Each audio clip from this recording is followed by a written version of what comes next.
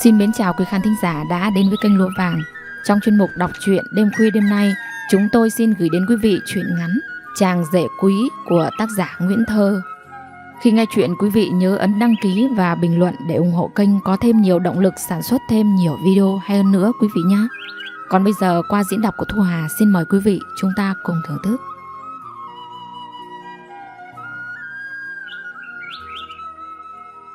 Bảy giờ sáng trước khi đi làm, chị dặn chồng: "Hôm nay em tăng ca về muộn, ở nhà anh cứ cơm nước trước đi nhé." Thấy chị xách chiếc bình đá 5 lít ra đặt ở võng xe đạp điện, anh hỏi: "Trời mát thế này mà vẫn phải mang đá đi uống cơ à?" Chị vừa đeo khẩu trang vừa trả lời: "Lạ khế với sung đấy, phải cho vào bình đá thì mới qua được 2 cửa bảo vệ. Công ty không cho mang đồ ăn vào trong, bọn trẻ nó thích nên em mang để tụi nó ăn." Nói rồi chị lên xe đi từ từ ra ngoài cổng. Đợi vợ đi khuất hẳn, anh quay vào phòng lấy điện thoại, mở tin nhắn tìm tên Trần Nam rồi nhắn tin: "Vợ của bố hôm nay tăng ca về muộn con ạ." Phải đợi đến hơn 1 tiếng sau, anh mới nhận được tin nhắn trả lời: "Con đang trong giờ làm bố ạ, đến trưa con sẽ gọi lại nhé." Nick Trần Nam là con rể của anh chị. Đôi khi hài hước, hai bố con vẫn thường xuyên nói chuyện với nhau theo cách riêng của họ. Mỗi lần như vậy anh cảm thấy vui, như có đồng minh bên cạnh. Anh hơn chị những 10 tuổi. Hai người có duy nhất một cô con gái làm nghề dạy giáo viên mầm non. Tốt nghiệp trường sư phạm mầm non, Hà đưa người yêu về ra mắt bố mẹ. Chàng thanh niên đẹp trai, có nước da ngăm đen khỏe mạnh, quê ở tận Quảng Bình. Nhà chỉ có 2 mẹ con, anh đi làm xa ít về nên không gặp. Chị cũng rất mến bạn của con nhưng dứt khoát không đồng ý cho nó lấy chồng xa. Và dù đã yêu nhau 3 năm, con gái vẫn phải nghe theo lời mẹ rồi chia tay người yêu. Hà là đứa con gái ngoan ngoãn, nhưng khi bị mẹ phản đối tình yêu, cô đã buồn và nhịn ăn mất mấy ngày. Sau đó cô nói với mẹ rằng: "Con sẽ ở vậy suốt đời cho mẹ xem. Thời bây giờ ai còn nỡ ép duyên con gái như mẹ nữa đâu." Phải mất thời gian khá lâu sau đó, nó mới trở lại bình thường. Năm 27 tuổi, chị giục con gái lấy chồng. Nó nói là mẹ thích thì đi mà lấy. Vừa bực vừa buồn cười, anh nói với chị: "Ngày nó dẫn người yêu về thì cấm đoán, bây giờ lại còn giục nó lấy chồng. Nó dở chứng, nói ngang tảng thế đấy, bà tính sao thì tính." Thế rồi cũng có chàng trai đến xin hỏi cưới Hà. Anh chàng Nam theo đuổi Hà từ năm cấp 3 nhưng cô không đồng ý. Nhiều lần Nam tới nhà chơi thì chỉ ngồi nói chuyện với mẹ của Hà, còn nó thì nằm trong phòng ôm điện thoại. Tới khi Hà có người yêu rồi, Nam mới không tới nhà chơi nữa. Khi biết Hà đã chia tay người yêu, Nam lại tìm tới nhà Hà, nhưng cô vẫn giữ thái độ lạnh nhạt như trước. Người tiếp chuyện Nam không ai khác ngoài mẹ của cô. Rồi chả biết họ nói chuyện với nhau như thế nào. Cuối cùng thì Nam cũng trở thành con rể của gia đình chị. Nam là công nhân trong một công ty cách nhà không xa. Nhận được tin nhắn của bố vợ, nhưng phải chờ tới giờ nghỉ trưa cậu mới gọi lại được. "Bố ạ, chiều 4:30 con qua, vẫn chỗ cũ bố nhá." Buổi chiều, sau khi đã làm hết mọi việc trong nhà, chốc chốc anh lại ngước nhìn đồng hồ. Bỗng nhiên chuông điện thoại reo lên. Anh nhìn thấy chữ rể Nam, liền bấm nghe. "Bố ơi, bây giờ con tới đây, nhưng bố đem theo ít tiền nhé. Tháng sau lĩnh lương, con sẽ giấu con gái bố để bồ sau." Nghe tiếng còi xe, anh đi cửa sau ra thẳng ngoài vườn, rồi bước ra đường. Nam đã chờ sẵn anh ở đó. Hai bố con lên xe và đi thẳng ra ngoài ngõ. Sở dĩ anh phải đi lối cửa sau vì chỗ đó không có camera. Hai bố con đã thỏa thuận với nhau từ trước như vậy rồi. Ra ngoài đường to, Nam hỏi: "Ta đi đâu đây bố?" Thì vẫn chỗ cũ thôi." Thế là Nam lái xe thẳng tới quán bia gần thị tứ. Vào trong anh nói với con rể: "Anh làm cái gì mà hết tiền, bố cũng không còn nhiều đâu đấy. Tháng trước con Hà nó cho mấy đồng, nhưng bố phải giấu mẹ mày nên giờ mới còn đấy." Nam cười khẽ nói: "Con lĩnh lương tháng nào con gái bố trả giữ hết tháng ấy, chỉ còn để ít tiền xăng xe thôi. Vừa rồi con tiêu quá đà nên nhanh hết bố ạ." Rồi như nhớ ra điều gì, nó khẽ nói giọng bí mật: "Bố này, hay là con sẽ động viên con gái bố, từ nay mỗi tháng cho bố tăng thêm một chút nữa, Phòng khi con cháy túi như lúc này. Anh phì cười. Thằng này được, thông minh đấy. Nhưng phải cẩn thận với con gái của bố. Nó làm gì cũng phải có lý do chính đáng đấy, không đùa được đâu. Nam gọi 2 lon bia và 1 đĩa lạc luộc. Hai bố con ngồi nhâm nhi như đôi bạn tri kỷ. Anh chậm rãi nói với con rể. Uống ít thôi con ạ, phải giữ sức khỏe đấy. Với lại uống nhiều dễ bị lộ. Anh nheo mắt nhìn con rể. Hai bố con cùng cười. Đoạn anh nói tiếp. Con Hà nó giống tính mẹ nó. Việc gì cũng biết làm nên vất vả, chặt chẽ nhưng lại biết điều. Nhiều khi bố thấy cũng khó chịu, nhưng nghĩ lại họ là phụ nữ mà. Nếu mà thiếu họ, cánh đàn ông chúng ta khó sống lắm con ạ. Thì con có thắc mắc gì đâu. Chẳng qua là con gái bố nó hơi đánh đá tí thôi. Con phải nhịn nhiều đấy. Nếu không thì xảy ra chiến tranh lâu rồi. Anh kể ngày xưa hai người lấy nhau khá vất vả. Anh đi làm công nhân mỏ đá, chỉ ở nhà làm ruộng. Hàng tháng anh mới đạp xe về nhà 1 lần. Con Hà ngày bé còn không thèm theo bố, vì anh ít thời gian gần gũi với nó. Ngày ấy kinh tế khó khăn không được như bây giờ. Lương công nhân cũng không nhiều, nhưng anh tiết kiệm nên cũng có ít để thêm thắt cho hai mẹ con chị có đồng ra đồng vào. Một lần trong khi làm việc, không may anh bị tai nạn ảnh hưởng trực tiếp tới cột sống. Vậy là anh được cơ quan giải quyết cho về hưu sớm. Sức khỏe không còn được như trước nữa, nhưng anh vẫn giúp chị chăn nuôi và làm việc nhà. Khi kinh tế ngày một phát triển, các công ty được mọc lên rất nhiều ở quê anh. Họ tuyển công nhân từ 18 cho tới ngoài 50 tuổi. Chị đã xin vào làm từ đó. Còn anh mượn thợ về xây một gian chuồng rộng tại vườn và nuôi gối mỗi lứa 100 con gà. Ở nhà quê mọi thứ chi tiêu không mất nhiều như trên thành phố. Hàng tháng anh có lương hưu công nhân cộng với lương làm may của chị nên cuộc sống cũng có phần dư dả hơn. Nhưng có một điều khiến anh chị đau đầu. Đó là chuyện tình duyên của cô con gái bướng bỉnh. Nó vẫn ngoan ngoãn hàng ngày đi dạy, hết giờ về phụ giúp bố mẹ nấu cơm, dọn dẹp. Tối đến nó giam mình trong phòng chuẩn bị cho buổi dạy học ngày mai. Sau đó nằm bấm điện thoại. Có hỏi gì về chuyện yêu đương, nó lại gạt phắt đi.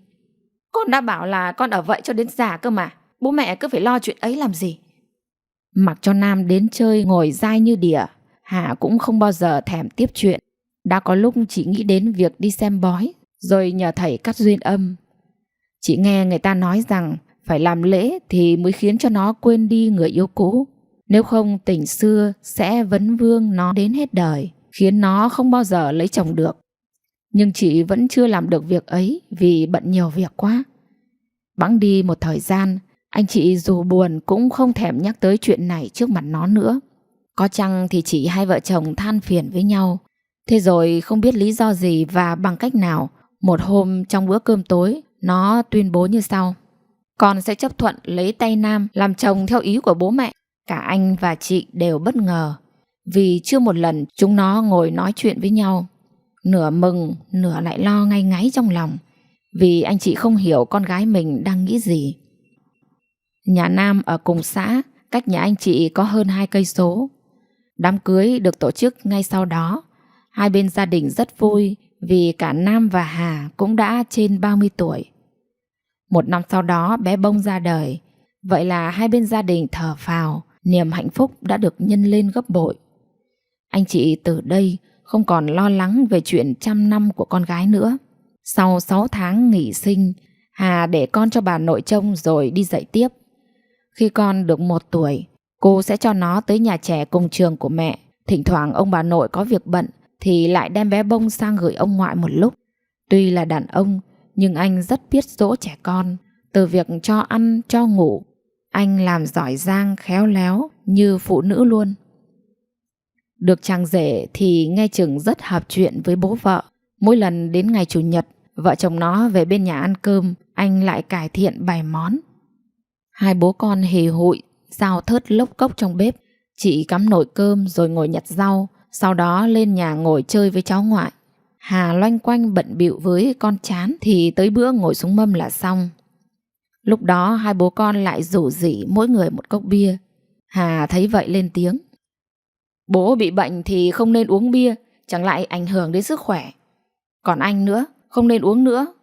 Bố phải kiêng mà con rể ngồi bên thế kia thì bố nào mà chịu được. Thấy con gái nói như vậy, lúc này chị mới xen vào. Đúng đấy, không bổ béo gì cái thứ nước có men này cả. Cứ như mẹ con mình, không uống đã chết ai đâu. Nam đưa mắt nhìn bố, anh nhìn con rể cười tủm tỉm. Thế mới gọi là phụ nữ. Bố con mình chỉ văn nghệ gọi là, chứ có nghiện đâu con nhỉ. Đường từ nhà bố vợ về có một đoạn, cho nên không bao giờ bị thổi nồng độ cồn đâu mà lo. Ngày con Hà lấy chồng, anh chị mừng cho con, nhưng lại buồn vì nhà còn có 2 người. Chủ nhật nào chúng nó bận không về là hai vợ chồng lại đi ra đi vào ngóng mãi. Sang chiều anh không chịu được, liền lôi xe ra để sang nhà con. Khi biết hai đứa bận công việc, anh ngồi chơi với ông bà thông gia và cháu ngoại một lát rồi về. Khi ấy trong lòng mới cảm thấy yên ổn nhẹ nhõm. Công việc hàng ngày của anh là cho gà ăn, thay nước và dọn chuồng.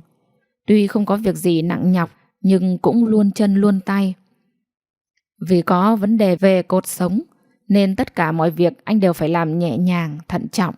Nếu lấy nước đổ vào bình cho gà uống thì anh phải xách ít một từ vòi nước đi vào chuồng.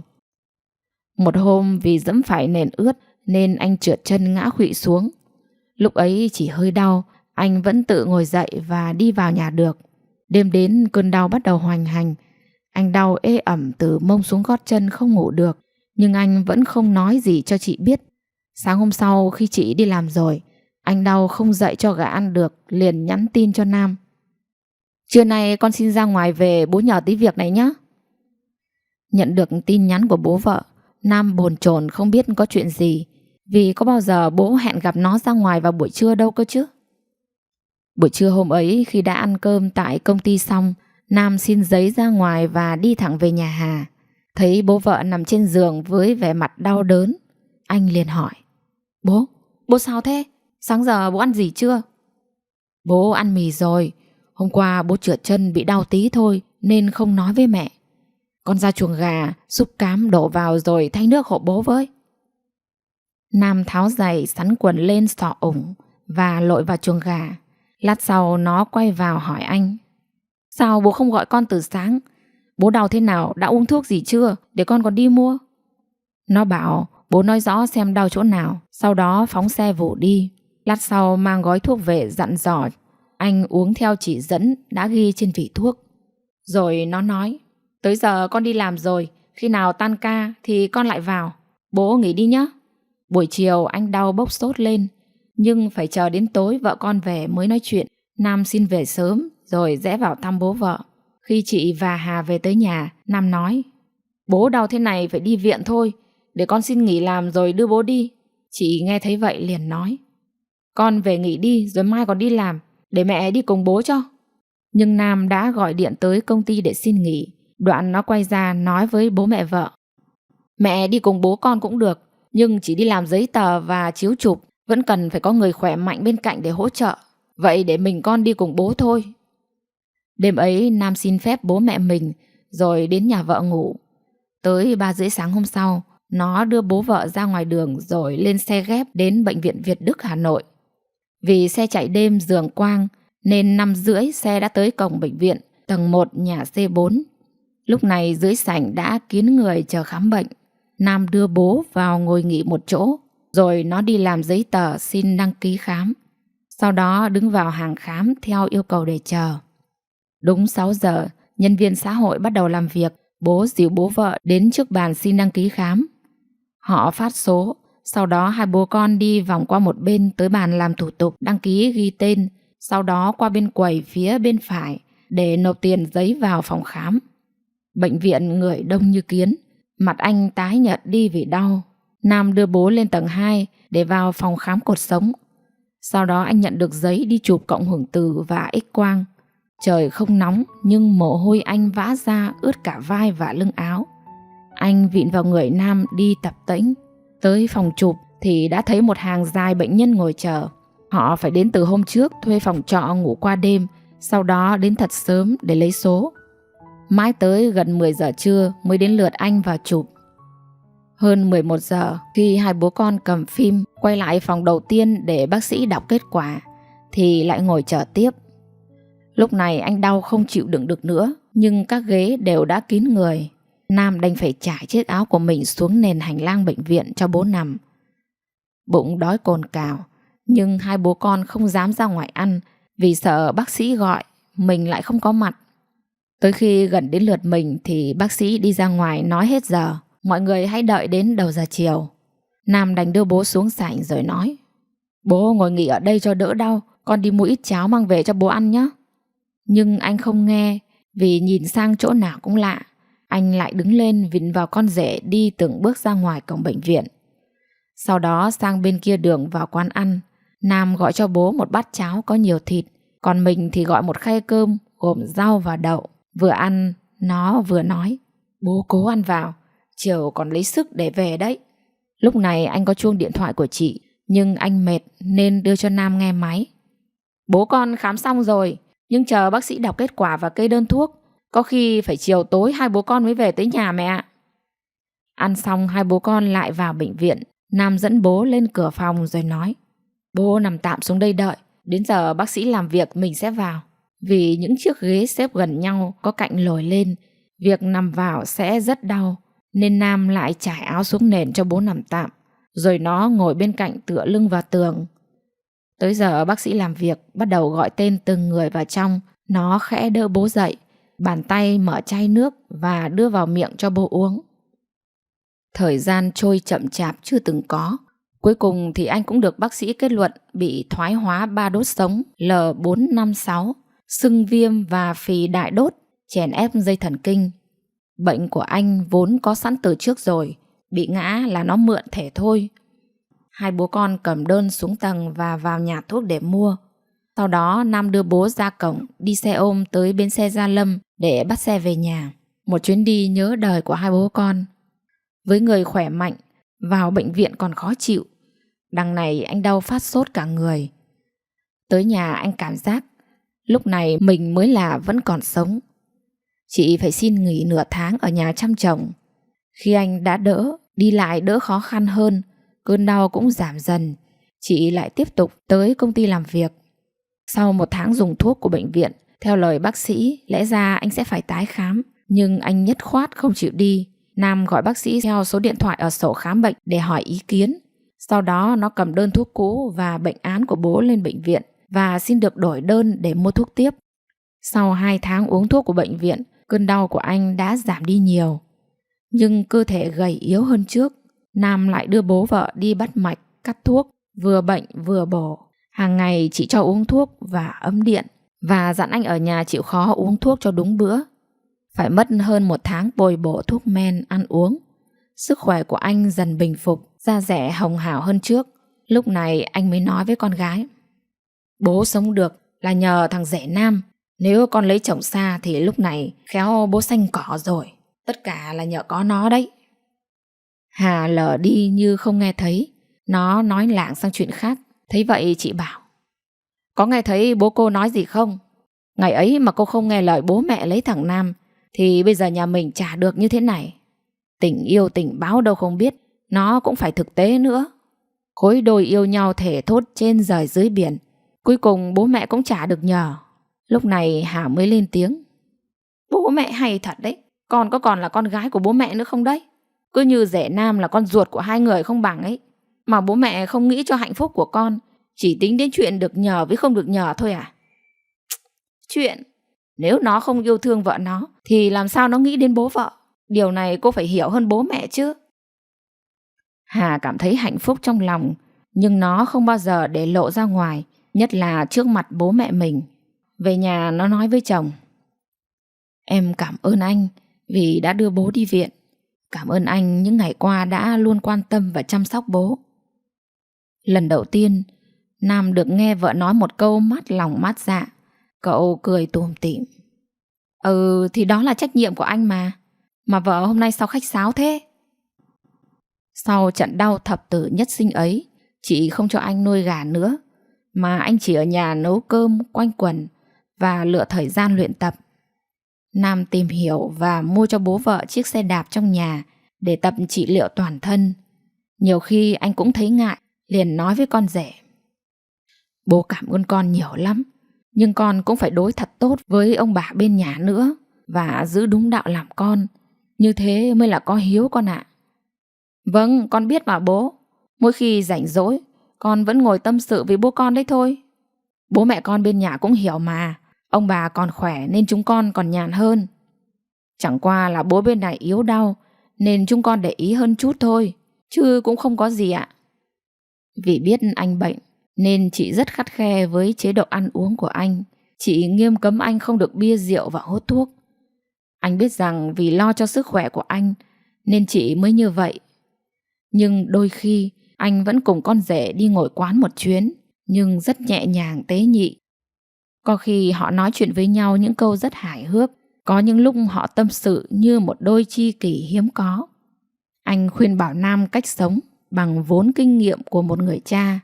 Nam chia sẻ với anh về cuộc sống hiện đại. Vậy là họ vừa là cha con, vừa là bạn của nhau. Và lần nào cũng vậy, sau khi thưởng thức một lon bia, hai bố con lại chở nhau lòng vòng một lúc rồi về nhà. Nhưng hôm nay khác với mọi lần là anh phải trả tiền cho con rể. Tuy ít thôi, nhưng nó nói không còn đồng nào vì bị vợ quản hết. Đôi khi anh cũng thấy thương thằng rể quý của mình, nhưng ngược lại, anh nghĩ một thằng đàn ông biết nể vợ là tốt. Cũng như anh lúc nào cũng e dè chị. Được cái là chị tuy khắt khe với chồng nhưng lại rất tốt bụng. Ngoài công việc ra luôn lo lắng mỗi khi anh ốm đau, mỗi khi trái gió trở rời. Anh lại phải đánh vật với những cơn đau. Những lúc ấy anh phó mặc cho bản thân và không thiết gì nữa. Nhưng chị luôn ở bên cạnh chăm chút từng bữa ăn, từng viên thuốc. Tất nhiên anh đã kể những chuyện này với Nam. Anh luôn nói với con gái rằng biết chăm lo và giữ gìn là tốt, nhưng cái gì cũng phải có giới hạn của nó. Ngoài yêu thương chăm sóc, con còn phải biết tôn trọng chồng mình. Như vậy hạnh phúc mới bền lâu con à. Tuần trước Hà về nói chuyện với bố mẹ. Từ nay cách 1 tuần con mới về nhà một lần. Vì đi làm cả tuần, được có một buổi chủ nhật con cũng phải ăn bữa cơm cùng ông bà nội của bé Bông. Không thể tuần nào cũng về bên ông bà ngoại được. Biết là vậy nhưng bỗng dưng anh vẫn thấy buồn.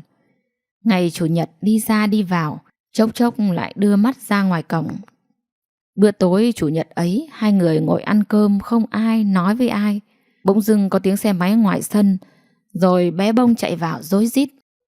Con chào ông ngoại, con chào bà ngoại. Rồi đến lượt hai đứa nó bước vào. Hà đi trước tay ôm bó hoa thật đẹp, Nam đi sau rồi nói. Bất ngờ chưa? Chúng con chúc mừng bố mẹ 35 năm ngày cưới. Nam đặt chiếc bánh kem lên bàn.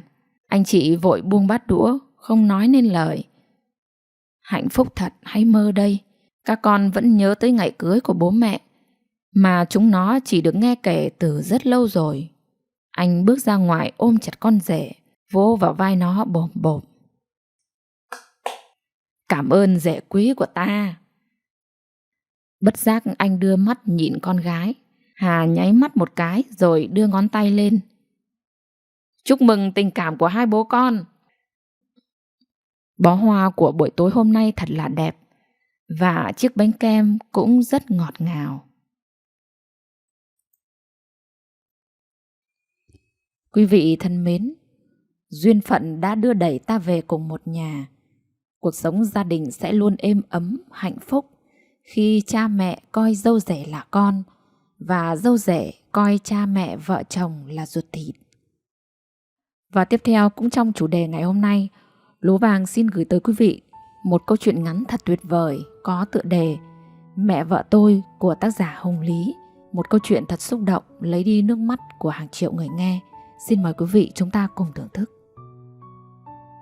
Khi mới yêu vợ tôi, trước khi cưới cô ấy, tôi gặp 2 thằng em trai vợ đầu tiên. Sau đó đến ông bố vợ, mẹ vợ tôi biết sau cùng.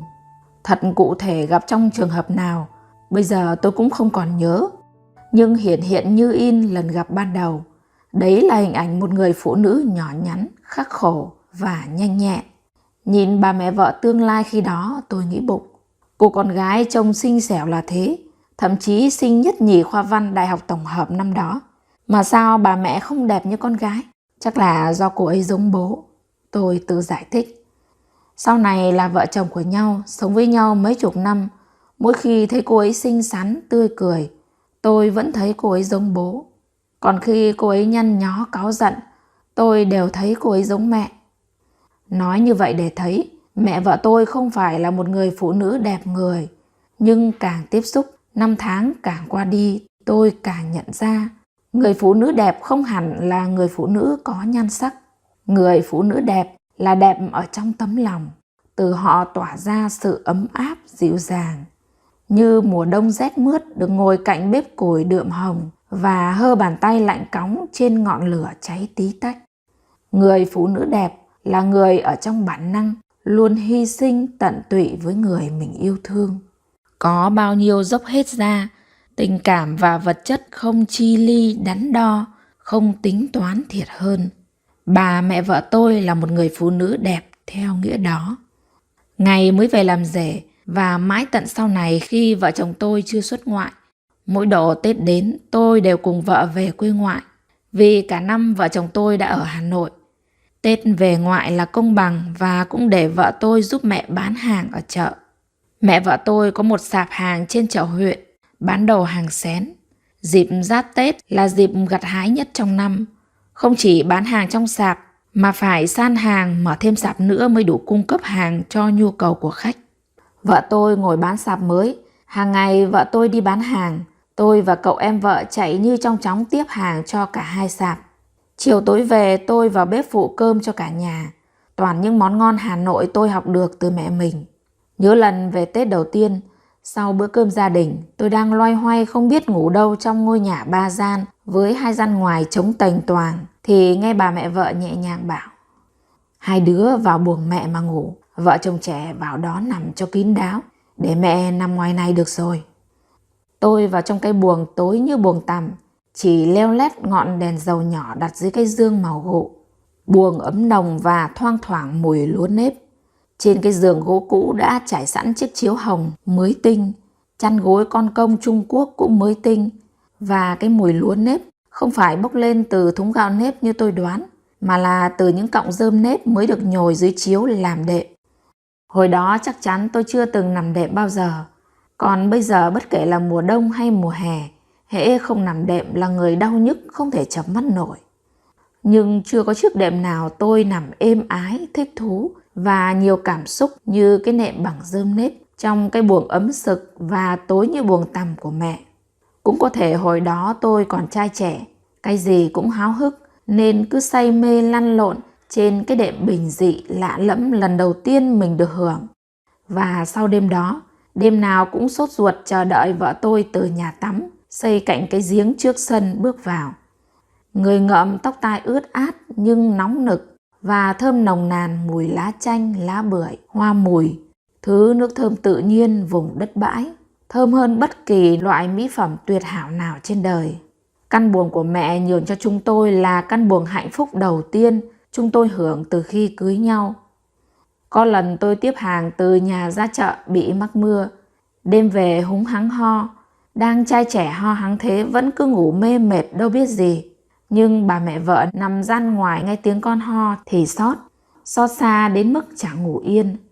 Sáng tôi vừa ngủ dậy đã thấy mẹ le xe đi từ ngoài sân bước vào nhà, tay cầm cái rổ nhỏ. Gặp tôi mẹ đưa cái rổ nói: con ho cả đêm, cái kiểu ho khan thế dễ rạc người lắm. Mẹ vừa vào làng tìm được nhà có con gà đang đẻ trứng so. Trứng gà con so quả không to nhưng tốt lắm, nhất là để trị ho. Con chịu khó húp sống, ngày 2 quả vừa đỡ khan cổ, vừa mát phổi con ạ. Dúi rổ trứng tươi rói hồng óng cho tôi, mẹ tất tả dắt cái xe thồ với một đống hàng chất phía trên, trở ra chợ ngồi bán như mọi ngày. Hôm nào cũng vậy, trời mưa hay trời nắng cũng tận tối mịt mới về. Tôi nhìn cái dáng nhỏ bé tong teo của mẹ mà lòng rưng rưng. Theo lời mẹ dặn, tôi húp mỗi ngày 2 quả và quả nhiên sau 3 ngày thì dứt ho. Chẳng biết vì sức trai trẻ nó tự vượt qua hay từ quả trứng như bài thuốc thần kỳ của mẹ. Sau này có vài lần bị ho, tôi cũng dùng bài thuốc đó. Chẳng những không đỡ còn bị Tào Tháo đuổi. Không khỏi cũng đúng, vì như mẹ vợ tôi nói, phải là trứng gà con so vừa mới đẻ thì chữa mới hiệu nghiệm. Thời buổi này lại sống nơi thành thị nhộm nhoạm, lấy đâu ra những quả trứng gà con so tươi rói như mẹ đã vào tận làng kiếm cho tôi buổi sớm năm đó. Bố vợ tôi vốn là cán bộ văn phòng đảng ủy cơ quan. Cái nếp cán bộ xưa chỉn chu và cứng nhắc. Lương lậu bổng lộc thì ít nên tính tàn tiện. Chi tiêu cho mình dù một xu cũng sót, nói chi cho người. Đến quần áo mới con cái mua cũng tiếc không dám mặc. Quanh năm ngày tháng tận tới lúc chết, toàn mặc đồ vá víu. Mẹ tôi lại khác, một tay làm ra tiền không phụ thuộc ai nên hào phóng, nhất là với con cháu. Kiếm tiền ra bao nhiêu cũng bù trì cho con cháu hết. Mỗi lần con cháu về chơi, có gì ngon nhất chợ mẹ đều mua về. Chỉ ngồi nhìn con cháu ăn là vui.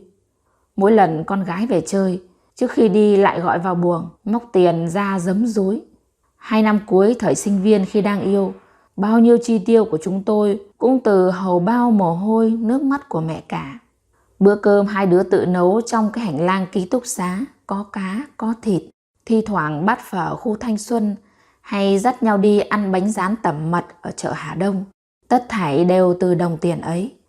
Ông bố vợ quý tôi vì với ông, tôi là người tri kỷ, biết lắng nghe ông nói và chia sẻ những gì ông tâm sự. Và còn vì khoản cà phê đánh bọt cầu kỳ với tôi pha theo kiểu Hà Nội mỗi sáng mời ông. Bà mẹ vợ thì lại quý tôi vì điều khác. Bà biết tôi yêu con gái bà, điều mà người phụ nữ làm mẹ nào cũng cảm nhận rõ rệt nhất. Và vì tôi, thằng con trai Hà Nội trông hào hoa mà không kênh kiệu, sẵn sàng lăn vào bếp, sẵn sàng san sẻ những công việc thường nhật ở nhà vợ. Từ khi về làm rể cho đến mãi sau này, bố vợ luôn gọi tôi là anh, trân trọng và đúng với truyền thống, phong tục dâu con rể khách. Còn mẹ vợ lúc nào cũng gọi tôi là con, thân thương trìu mến, thực lòng coi tôi như đứa con ruột thịt. Chuyện gì trong nhà vui vẻ hay buồn phiền, cứ chờ dịp tôi về để kể.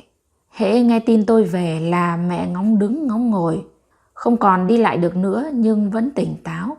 Mỗi khi tôi về đến nhà, thấy mẹ đã ngồi xe lăn mắt hóng ra cổng. Lúc đã lẫn, thậm chí không tự ngồi được. Khi tôi về, thấy thằng em vợ buộc mẹ ngồi trên chiếc tràng kỷ, mắt mẹ vẫn ngóng ra đường. Tôi vào chào, bà lão ngoài 90, 3 phần hồn thì tới 2 phần chỉ sống với người âm, chẳng còn đâu trí nhớ, không khái niệm nhân gian, thời gian. Vậy mà bà vẫn nhận ra tôi. Bà lão cười mếu máo, hai bàn tay gầy guộc như cành cây khô, cứ vỗ vỗ vào má thằng con rể đầu 2 thứ tóc như vỗ về thằng con bé bỏng từ xa mới về. Chỉ một thoáng trong khoảnh khắc, rồi lại u ơ chìm vào trong cơn mê, nơi cõi âm giữa đời thực. Lần đó tôi về mẹ đã không đi lại được, phải ngồi xe lăn. Cũng đúng dịp anh trai thứ hai của vợ tôi, nhà báo Đào Hóa, phóng viên báo Lao động, vừa mổ não lần thứ 2 sau đợt bị tai biến. Cậu em trai út của vợ, trần đời mới có người hiếu nghĩa đến như vậy. Vừa hết mấy năm chăm bố nằm ốm liệt giường, bố mất, lại đến chăm mẹ đổ bệnh. Từ ngày mẹ không đi lại, không tự chăm sóc mình, mọi sinh hoạt cá nhân của mẹ đều một tay cậu út lo. Vậy mà chỉn chu cho mẹ hơn cả con gái, con dâu.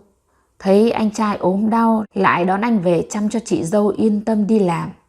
Hôm tôi về, mẹ chỉ vào buồng thì thào: thằng Hóa nó về đang ở trong đó. Mọi người giấu mẹ, nhưng mẹ biết. Hôm qua bảo con cháu Thủy đẩy mẹ vào. Nó cũng ngồi trên xe lăn giống mẹ. Hai mẹ con nhìn nhau trong gang tấc, mà nó không nhận ra mẹ con ạ. Mẹ nghẹn ngào, hai tròng mắt đục cố dướn lên, mà nước mắt cứ ngầm trong cơ thể mẹ tuôn chảy ra từ khóe mắt. Mẹ nấc lên: nhìn nó đau ở đây lắm, mà chẳng biết phải làm sao. Bàn tay mẹ đấm đấm vào ngực mình, rồi òa lên nức nở: ông trời ơi, sao không cho tôi lú lẫn để con tôi được tỉnh táo, không cho tôi chết đi để con tôi được sống. Lần tôi ra thăm đảo Trường Sa lúc chia tay, kiều bào đã ở hết trên tàu, thủy thủ ở dưới cảng cứ vẫy mãi. Lúc tàu hú còi nhổ neo xa dần, trời tối đen, biển ầm ào cũng tối đen, chỉ những bóng áo thủy thủ là trắng. Họ vẫn đứng đó, những cánh tay vẫn giữ lên vẫy mãi, vẫy mãi. Kiều bào trên tàu cũng vẫy mãi, vẫy mãi. Rất nhiều người đã khóc. Một chị ở bên cạnh tôi vừa khóc nức nở vừa nói: gặp nhau vui vẻ thế, chúng mình đi thế này các anh ấy ở lại sẽ buồn lắm đấy. Câu nói đó thời khắc đó bỗng làm tôi nhớ đến mẹ. Lúc tôi về mẹ ngồi chỗ nào, lúc tôi đi mẹ vẫn ngồi chỗ đó, trên chiếc ghế nhựa màu đỏ, mắt vẫn hướng ra cổng. Tôi chào mẹ, một tay mẹ nắm tay tôi, một tay mẹ móc khăn mũi xoa lau nước mắt. Con về được mấy ngày, nhà đang vui, giờ con đi nhà lại vắng tanh, mẹ buồn lắm. Rồi mẹ lại nhắc đến bố, đến anh con trai cả đã khuất, giọng đầy trách móc giận hờn, cứ như họ đã cố tình bỏ rơi mẹ mà đi. Rồi lại khóc rấm rứt. Lần chia tay nào với mẹ cũng như thế, bịn dịn xót xa, phải cố dứt mới đi được. Giờ mẹ lại là người xa khuất, có níu kéo thế nào cũng chẳng thể giữ mẹ lại trên cõi đời được nữa. Khi con viết những dòng cuối này, mẹ đã thanh thản nằm sâu trong lòng đất quê chồng, chính nơi hồi mới về làm lẽ. Mẹ cấy từng nhánh mạ, chăm chút từng cây ớt nhỏ cho đến ngày bung hoa trĩu quả. Không thanh thản sao được, vì nằm bên cạnh mẹ bây giờ một bên là chồng, một bên là con trai cả, những người mẹ yêu thương nhất. Khi sống lúc nào mẹ cũng nhắc nhõm. Mẹ ra đi không thanh thản sao được, vì tiễn mẹ hôm đó có biết bao người thân. Trong đó có cô con gái duy nhất từ xa mới về, có cậu con trai út lúc nào cũng chu toàn, hiếu thảo, tận tụy vì mẹ. Mẹ ra đi thanh thản, còn vì những người đang sống sẽ nhớ mãi đến mẹ. Trong đó có con, thằng con rể ở xa không về được để chịu tang. Nhưng trong những ngày vừa rồi, dù ở đâu làm gì, con cũng xót xa nhớ đến mẹ. Một người vợ, người mẹ cả đời tần tảo, tận tụy, hy sinh vì chồng, vì con. Một người xứng đáng được hưởng hạnh phúc, nhưng chưa bao giờ trọn vẹn được hạnh phúc. Và những gì con viết là lúc thật lòng nhớ đến mẹ, viết bằng cả nỗi đau và những giọt nước mắt. Mong rằng đây như nén tâm nhang của con thắp trên mộ mẹ, cũng là lời tri ân, lời xin lỗi sâu nặng nhất gửi đến mẹ. Mẹ nhé.